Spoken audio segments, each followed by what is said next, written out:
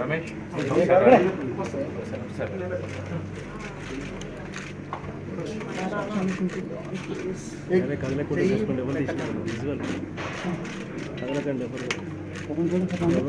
Okay right కొంచెం పైకెత్తు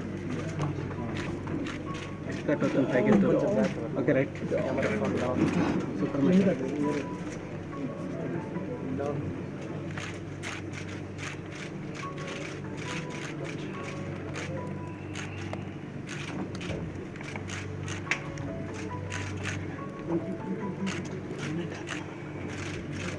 Hey, look at it.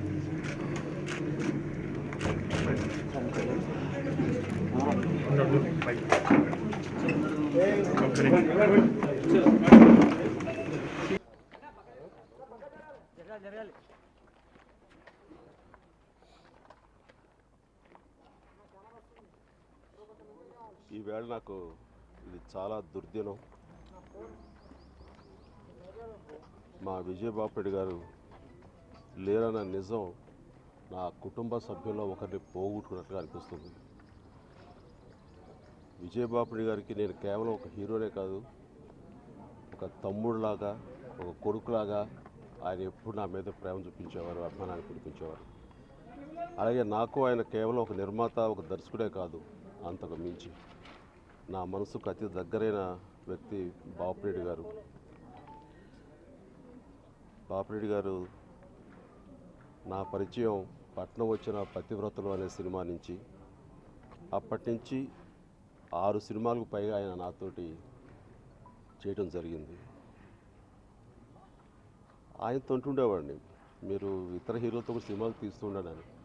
మీతో cinema చేయటం ప్రారంభించిన తర్వాత ఆ కంఫర్ట్ కానీ, ఆ సెంటిమెంట్ కానీ మరొకరితోటి నేను ఇమ్మడలేకపోతున్నాను, చేయలేకపోతున్నాను అంటూ నాతోటి ఆ మాటని నాతోనే సినిమాలు చేస్తూ ఆయన తన అభిమానాన్ని, ఆ రకంగా ప్రేమను నా మీద చూపించినటువంటి గొప్ప వ్యక్తి బాపిరెడ్డి గారు.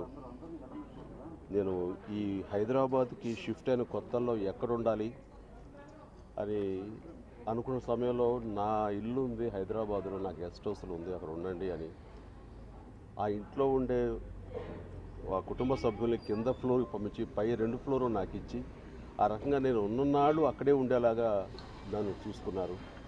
ఎప్పుడూ ఒకరు తమ్ముళ్ళలాగానో, ఒక కొడుకు లాంటి వాత్సల్యాన్ని చూపించేవారు ఆయన. ఆయనతో ఎన్నో స్వీట్ మెమరీస్. ఒకరోజు ఒక ఫంక్షన్కి 100 days ఫంక్షన్ జరుగుతుంటే మగమహారాజు ఆ సినిమాకి ఆ ఫంక్షన్లో ఒక ఏనుగును నాకు బహుమతిగా ఇచ్చారు. ఇదేంటంటే ఏనుగుని ఇచ్చారు, నేనేం చేసుకోనంటే మీకు నాకు మధ్య ఉన్న అనుబంధానికి కానీ, మీరు చూపించే ప్రేమకు కానీ ఏదో బహుమతి ఇవ్వాలని, అది ఏమి ఇస్తే మ్యాచ్ అవుతుంది, ఒక ఏనుగునిస్తే మ్యాచ్ అవుతుంది చిరంజీవి మీద ఉన్న ప్రేమ కంటూ ఇచ్చానంటూ ఆ రకంగా తన అభిమానాన్ని ఆ రకంగా చాటుకున్నటువంటి గొప్ప మనసున్న మనిషి. అలాగే నా ఒకే రోజు గ్యాంగ్ లీడర్ ఫంక్షను 4 సిటీస్లో జరిపించేటువంటి అరుదైన రికార్డ్ అది మా ఇద్దరు కాంబినేషన్లో ఉంది. అలాగే ఆయన ఏం చేసినా చాలా వినూత్నంగా ఉంటుంది, కొత్తగా ఉంటుంది. ముఖ్యంగా నా అభిమానులకి ఆయన అంటే చాలా ఇష్టం, చాలా అతి దగ్గర ఆయన. దానికి కారణం నా చిరంజీవి అనే ఒక మ్యాగజైన్ ఆయన పబ్లిషర్గా, ఆయన ఎడిటర్గా ఆ పత్రికను తీసుకొచ్చేవారు. అందులో నాకు సంబంధించినటువంటి న్యూస్లంతా అందులో పొందుపరిచి, ఫొటోస్ పొందుపరిచి, ఆ రకంగా ఫ్యాన్స్ ఆ మ్యాగజైన్, బాపిరెడ్డి గారి మ్యాగజైన్ ఎప్పుడు వస్తుందని ఎదురు చూసేలాగా దాన్ని చక్కగా దాన్ని ప్రింట్ చేసి అందించి ఆ రకంగా కూడా నా మీద తన ప్రేమ చూపించారు. అలాంటి వ్యక్తిని ఈ రోజున కోల్పోవటం అన్నది నాకు నిజంగా చాలా బాధాకరంగా ఉంది. నేను చాలా దురదృష్టంగా ఫీల్ అవుతున్నాను.